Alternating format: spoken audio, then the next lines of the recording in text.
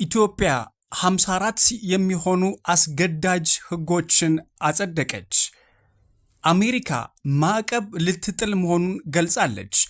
ከስራ የምትቀሩ ሰራተኞች ይህንን ስሙ ተብላችኋል።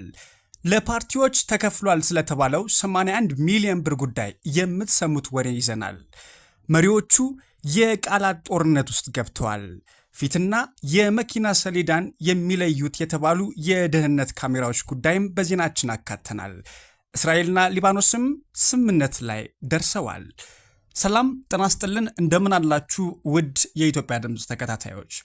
የኢትዮጵያ ድምፅ ለሚያዝያ 16 ቀን 2018 ዓ.ም ያዘጋጀናቸውን የሀገር ቤትና የባህር ማዶ ዜናዎች ከዚህ ሰዓት ጀምሮ ወደ እናንተ የሚደርሱ ይሆናል።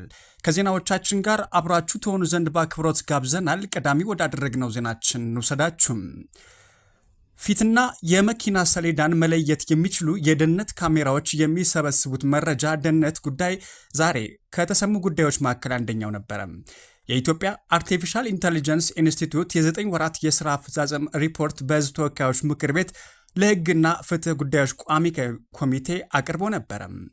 ኢንስቲትዩቱ የከተሞችና የተቋማትን ደህንነት መጠበቅ የሚያስችሉ የአርቲፊሻል ኢንተለጀንስ ቴክኖሎጂ በማልማት ለከተሞችና ለተቋማት የደህንነት ካሜራዎች በመዘርጋት ላይ መሆኑን በሪፖርቱ ጠቅሷል።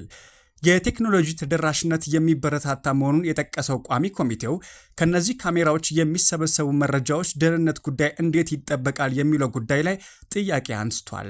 ካሜራዎቹ የሚሰበስቡት የሰዎች የፊት ገጽታና ሌሎች የግል መረጃዎች ለሌላ ዓላማ እንዳይውሉና ከሳይበር ጥቃት የተጠበቁ እንዲሆኑ ምን አይነት ቴክኒካልና ሕጋዊ የዲጂታል ስነ ምግባር ማዕቀፍ ተዘርግቷል የሚል ጥያቄም ተነስቶ ነበረ።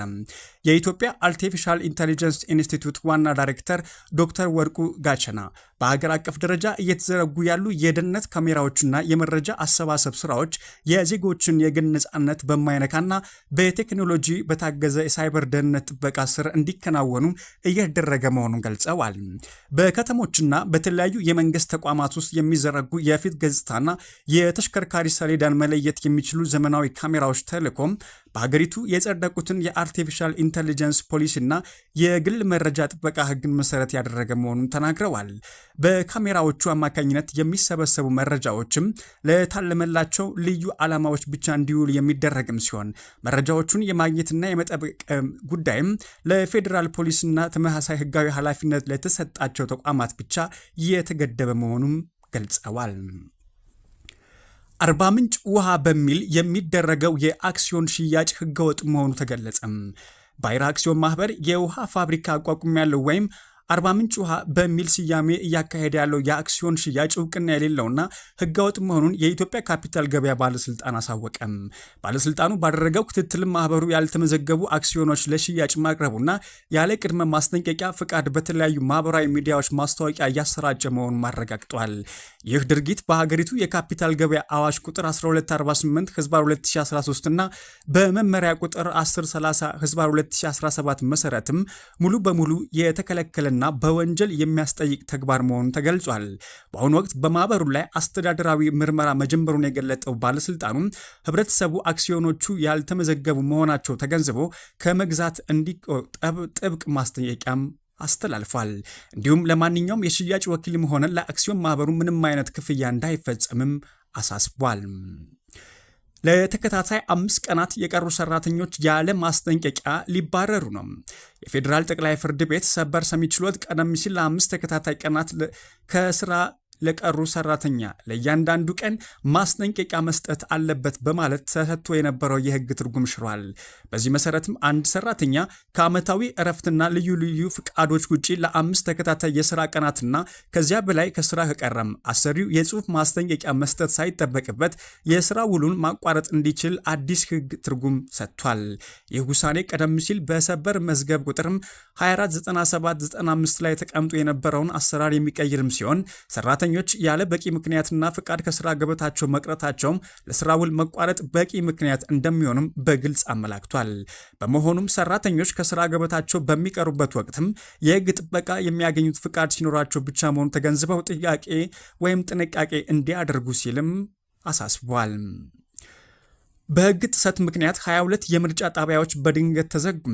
የኢትዮጵያ ብሔራዊ ምርጫ ቦርድ ከየካቲት 28 ቀን እስከ ሚያዝያ 14 ቀን 2018 ዓ.ም ሲያከናውን የነበረውን የመራጮች ምዝገባ ሂደት አስመልክቶ በሰጠው መግለጫ የምርጫ ሕግን ባልተከተለ መልኩ ሲሰሩ ተገኝቷል ያላቸውን 22 የምርጫ ጣቢያዎች መዝጋቱን ይፋ አድርጓል። የቦርዱ ሰብሳቢ ወይዘሮ ሜላትወርቅ ኃይሉ እንደገለጹትም እነዚህ ጣቢያዎች በኦሮሚያ 12፣ በሶማሊያ 6፣ በሲዳማ 2፣ በአማራ 1 እና በሐረሪ ክልል 1 ክልሎች የሚገኙም ሲሆን በአፈጻጸም ግድፈትና በሕግ ጥሰት ምክንያት እርምጃ ተወስዶባቸዋልን ብለዋል። በተያያዘ ዜናም ምርጫ ቦርድ ለፓርቲዎች 81 ሚሊዮን ብር ክፍያ ፈጽሜያለሁ ብሏል። እንደዚሁም ምርጫውን ለመታዘብም 55 ድርጅቶች መመዝገባቸውንም ገልጿል። የኢትዮጵያ ብሔራዊ ምርጫ ቦርድ ለሰባተኛው ጠቅላላ ምርጫ የሚደረጉ የቅድመ ዝግጅት ስራዎች በጥሩ ሁኔታ ላይ እንደሚገኙም ተናግሯል። የቦርዱ ሰብሳቢ ሜላትወርቅ ኃይሉ ለመገናኛ ብዙሃን በሰጡት መግለጫቸውም እጩዎቹና መራጮቹን የመመዝገብ የፓርቲዎች በጀት የማስተዳደርና የምርጫ ክርክሮች የማመቻቸት ስራዎች በስኬት መከናወናቸውንም ገልጸዋል። ለፖለቲካ ፓርቲዎች የሚደረገውን የገንዘብ ድጋፍ በተመለከተም እስካሁን 81 ሚሊዮን ብር ክፍያ መፈጸሙን ሰብሳቢዋ ጠቁመዋል። የምርጫውን ሂደት ግልጽና ተአማኒ ለማድረግ ሰፊ ዝግጅት እየተደረገ እንደሚገኝ ገልጸው ምርጫውን ለመታዘብ እስካሁን 55 ድርጅቶች ተመዝግበዋልን ብለዋል። በተጨማሪም በመላ ኢትዮጵያ የመራጮች ትምህርት እንዲሰጡም ለ169 የሲቪል ማህበረሰብ ድርጅቶች ፍቃድ የተሰጠም ሲሆን ሂደቱን ለመመዝገብ ወይም ለመዘገብ ደግሞ 37 መገናኛ ብዙሃን ፍቃድ መውሰዳቸውን ታውቋል። ይህም የምርጫውን ሂደት ተደራሽነትና ዲሞክራሲያዊነት ለማረጋገጥ ትልቅ አስተዋጽኦ ይኖራል ተብሎም ይጠበቃል። የኢትዮጵያ ደረጃዎች ኢንስቲትዩት 54 አስገዳጅ ሕጎችን አጸደቀም። የኢትዮጵያ ደረጃዎች ኢንስቲትዩት የደረጃዎች ቦርድ ባካሄደው 5ኛ መደበኛ ስብሰባው ለሀገሪቱ የኢኮኖሚ እድገትና ለዜጎች ደህንነት ከፍተኛ ጠቀሜታ አላቸው የተባሉም 66 የኢትዮጵያ ደረጃዎች መርምሮ አጽድቋል። የደረጃዎች ዝግጅት መሪ ስራ አስፈጻሚ አቶ ይልማ መንግስቱም እነዚህ ደረጃዎች በሁለት ዋና ዋና ዘርፎች ማለትም በምግብና ግብርና እንደዚሁም በኮንስትራክሽንና ሲቪል መሐንዲስነት ዘርፍ ላይ ያተኮሩ ናቸውም ብለዋል። ከጸደቁት 66 ደረጃዎች መካከልም 24ቱ አዳዲስ ሲሆኑም ቀሪዎቹ 42ቱ ደግሞ ከጊዜው የቴክኖሎጂ እድገትና ከሀገሪቱ ወቅታዊ ሁኔታ ጋር እንዲጣጣሙ ተደርገው የተሻሻሉ መሆናቸውም ጠቁመዋል። ቦርዱ ካጸደቃቸው ደረጃዎች ውስጥም 54ቱ አስገዳጅ ሆኖ የወጡም ሲሆን ይህም አምራቾችና አስመጪዎች ምርቶቻቸውን ወደ ገበያ ከመልቀቃቸው በፊትም የግድ እነዚህ መስፈርቶች ማሟላት እንዳለባቸው የሚያመላክት ነው። ኢንስቲትዩቱ እነዚህ ደረጃዎች የሀገሪቱን ምርትና ምርታማነት ከማሳደግ ባለፈም በዓለም አቀፍ የንግድ ስርዓት ውስጥ ተወዳዳሪ ለመሆን ትልቅ ሚና እንደሚጫወቱም ገልጿል። አድማጮች የኢትዮጵያ ድምፅ ዜናዎችን በመከታተል ላይ ትገኛላችሁ። ወደ ውጭ ዜናዎቻችን ተሻግረናል። ሁለቱ መሪዎች የቃላት ጦርነት ውስጥ ገብተዋል። የናይጄሪያና የኬንያ መሪዎች የቃላት ጦርነት ውስጥ መግባታቸውም ተነግሯል። በናይጄሪያና በኬንያ መካከል ቀዝቃዛ ጦርነት ተጀምሯል ወይ የሚለው ጥያቄም በቅርቡ በማህበራዊ ሚዲያ ላይ መነጋገሪያ ሆኖም ሰንብቷል። የናይጄሪያው ፕሬዝዳንት ቦላ አህመድ ቲኑቡም ከሳምንታት በፊት ናይጄሪያውያን ከኬንያውያን የተሻለ ሕይወት እየመሩ በመሆኑ ሊያመሰግኑ ይገባል፣ ኬንያ ሄዳችሁ ብታዩ ናይጄሪያን ታደንቃላችሁ ማለታቸው ውዝግብ ቀስቅሶ ነበረ።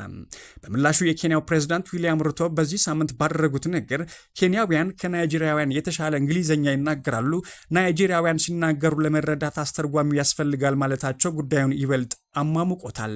ሆኖም ባለሙያዎች እንደሚናገሩት እነዚህ አስተያየቶች ይፋዊ የዲፕሎማሲ ግጭቶች ሳይሆኑም መሪዎች የሀገር ውስጥ ደጋፊዎቻቸውን ለማስደሰትና ብሔራዊ ስሜትን ለመቀስቀስ የሚጠቀሙባቸው ንግግሮች ናቸው ይላሉ።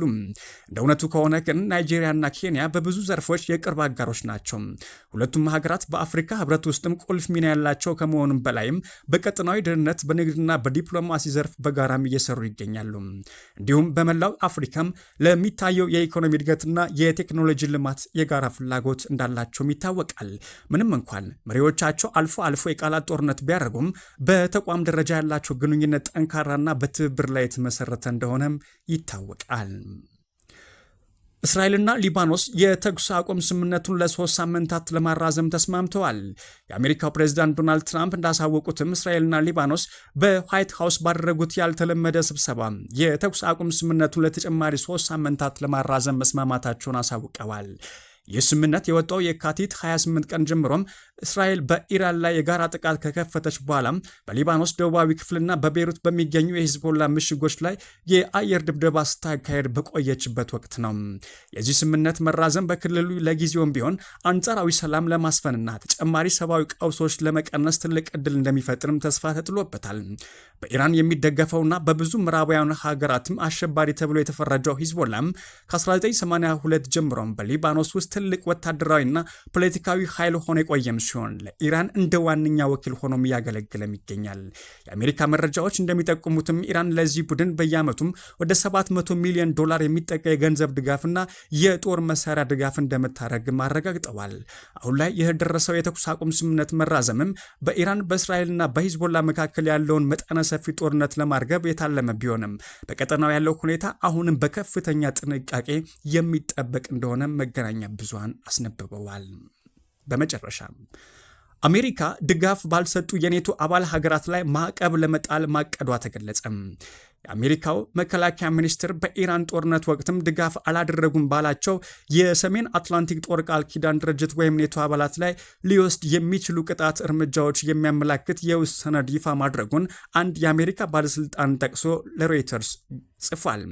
በእነዚህ የፖሊስ አማራጮች ውስጥም የተካተቱ ዋና ዋና ነጥቦች ውስጥም የአባልነት እግድን በተመለከተ ስፔንን ከመሰሉ አባል ሀገራት ጋር ያለውን ግንኙነት በማገድ ረገድ የተያዘ እቅድ መኖሩም ተገልጿል።